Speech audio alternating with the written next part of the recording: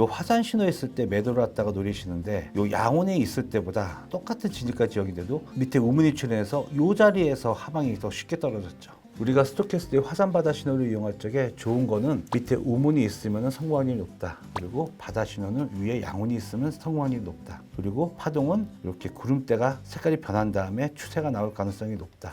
안녕하십니까, 해외 선물 전문가 마피아입니다. 자, 오늘은 제가 해외 선물을 처음 입문하시는 분들한테 해외 선물을 하는 데 있어서 가장 중요한 지표 2개, 스토캐스틱과 일목균형표의 선행 스팬, 요 두 가지 지표를 갖다가 조합을 해서 아주 잘 사용할 수 있는 법을 갖다가 설명을 드릴게요. 자, 우리가 횡보 파동을 대응하는데 가장 편하게 사용할 수 있는 방법이 스토캐스틱이라고 말씀드렸어요. 차트를 보시면은 제가 다 정보들을 갖다 지우고 프라이스 채널과 볼린저 밴드 두 개만 남겨놓고요. 볼린저 밴드를 갖다가 수치를 갖다가 저는 이번에는 33에 3으로 이렇게 바꿔서 한번 설정을 해봤어요. 이 볼린저 밴드의 수치를 바꾼 이유는 나중에 설명을 드릴게요. 그리고 프라이스 채널은 50 채널 하나만 남겨놨고요. 양온과 우문이 지금 계속 번갈아 가면서 출현하죠. 이렇게 양온과 우문이 번갈아 가면서 출현할 때는 이 파동은 횡보로 진행되는 파동이다라고 우리가 정보를 받을 수가 있죠. 자, 여러분들 잘 기억하세요. 추세가 한 방향으로 이렇게 일정한 파동이면은 상방인 경우에는 양온이 떠가지고 계속 진행이 되고 하방 추세일 경우에는 우문이 떠가지고 계속 진행이 되겠죠. 근데 이렇게 구름 색깔이 알록달록 왔다 갔다 할 적에는 횡보하는 파동이니까 그때는 우리가 가장 중요한 신호가 뭐죠? 스토캐스틱이에요.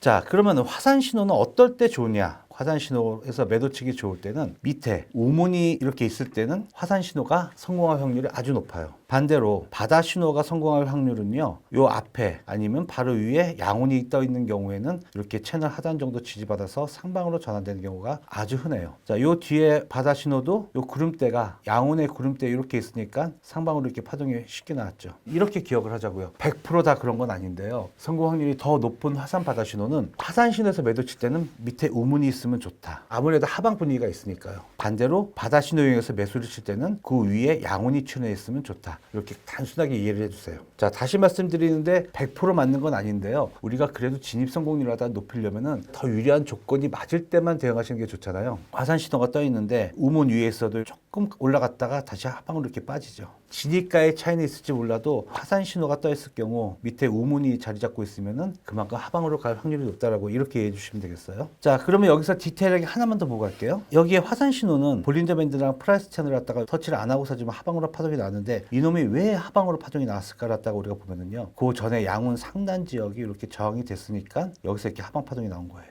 요 구름대 상단 하단도 다 지지저항의 의미가 있다는 거 기억해 주시고요. 자, 그럼 다음 페이지 보면서 또 스토캐스틱과 양온 우문을 어떻게 이용하면 좋은지 한번 차트를 한번 볼게요. 자, 이번 페이지에서는요, 우리가 중요한 공부를 할 건데요. 화산바다 신호는 파동이 횡보할 때는 좋은데 이렇게 연파가 나올 경우 아주 우리가 여기서 크게 골탕을 먹어요. 그러니까 우리가 스토캐스틱 화산바다 신호를 이용하려면은 어떨 때 쓰면 안 되는지를 정확히 알고 있어야지 잘 맞을 때도 사용하실 수가 있는 거예요. 요 지표의 약점을 갖다가 여러분들이 정확히 알고 계셔야 돼요. 이 파동의 시작은 이 채널 하단에서부터 이렇게 상방으로 시작이 됐죠. 자, 이 앞에 바다 신호가 이렇게 있고 채널 하단을 맞고 상방으로 파동이 시작을 했어요. 근데 요놈의 요 화산 신호에서 잠깐 눌림을 줬다가 어디가 지지가 됐죠? 요 구름대 하단이나 구름대 상단이 요 라인이 지지가 되니까 이렇게 상방으로 추세가 진행이 됐어요. 자, 그러면은 우리가 공부했던 거 중요한 내용이 있죠. 볼린저 밴드 중심선이 지지가 되면은 제가 상방 가는 조건 100% 설명드릴 적에 요 우문 구름대 하단이나 아니면 볼린저 밴드 중심선이 지지가 되면은 상방으로 추세가 진행이 된다. 이거 저번에 교육을 드렸어요. 우문 상단 중심선이 지지가 되는 요 파동은 화산 신호가 이렇게 연달아 3개가 떴죠. 화산 신호가 떠 있어도 잠깐은 눌리는데 하방으로 전환이 안 되는 거예요.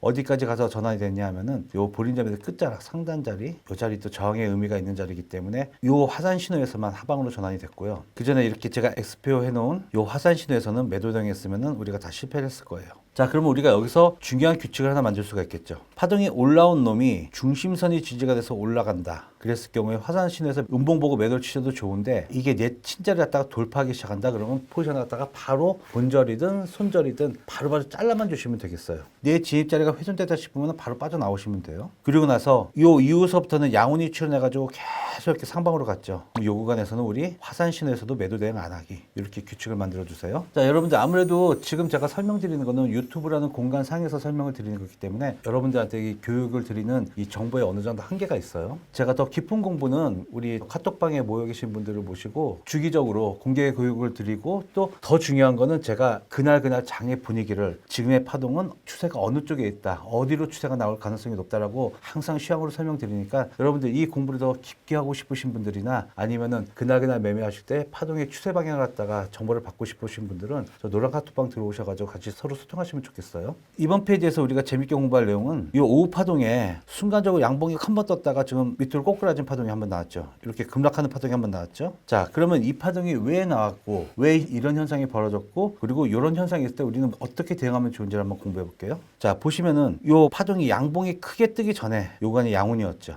양운이 지지가 되고 나서 그 다음에 이 양운의 힘이 상방의 힘이 있으니까 순간적으로 양봉이 한번 크게 떴던 거라고 저는 그렇게 해석을 하고 있고요. 그리고 우리가 위에서 매도 쳐서 또 잘 쳤으면 수익을 낼 수가 있는데 저는 밑에 자리 매수를 여러분들한테 추천을 드리고 싶어요. 왜 그러냐 하면은 요 바다 신호가 떠 있는 요 자리가 채널 하단 자리가 여러분들 요때 구름이 무슨 색깔이었죠? 요 구간이 양운이 있었죠. 아무래도 위에 양운이 떠 있으니까 요 채널 하단 지역이 지지가 돼서 상방으로 전환될 가능성이 높다라고 저는 판단을 할 거예요. 근데 요 양운 위에서 매도치기는 진입가 잡기가 상당히 어려워요. 그러니까 양운이 베이스로 깔려 있을 적에는 가능하면 밑에서 매수를 치시는 게 유리하다. 이렇게 이해를 해주세요. 자, 그리고 요 뒤에 제가 이렇게 회색 선을 하나 거놨죠. 요 선의 의미가 뭐냐면은 파동이 흘러내려서 양운 하단 맞고 반등이 살짝 나왔는데 요 놈이 반등이 어디까지 나왔죠? 딱 이렇게 양운 상단까지만 반등이 나왔어요. 그러니까 요 양운 상단 자리도 우리가 저항의 의미가 있는 자리예요. 그런데 우리가 이 파동을 해석을 하자면은 요 화산 신호 있을 때 매도를 갖다가 노리시는데 요 양운에 있을 때보다 똑같은 진입가 지역인데도 밑에 우문이 출현해서 요 자리에서 하방이 더 쉽게 떨어졌죠.